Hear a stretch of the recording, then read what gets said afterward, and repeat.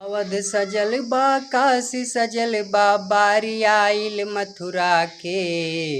UP में काबा ये बहिनी, यूपी में काबा ये बहिनी, जाके देखा अगरा में। यूपी में काबा ये बहिनी, जाके देखा अगरा में। हो घरवा में बैठ के बहिनी बहुत नुस्ख निकाले लू। नुनवा खैलू जवने राजिक, वही पे डाका डालेलू। हो वही पे डाका डालेलू। अरे का कैलू तू देश के खातिर, का कैलू तू देश के खातिर, पूछा जाके बहरा में। और यूपी में काबा ये बहिनी, जाके देखा अगरा में।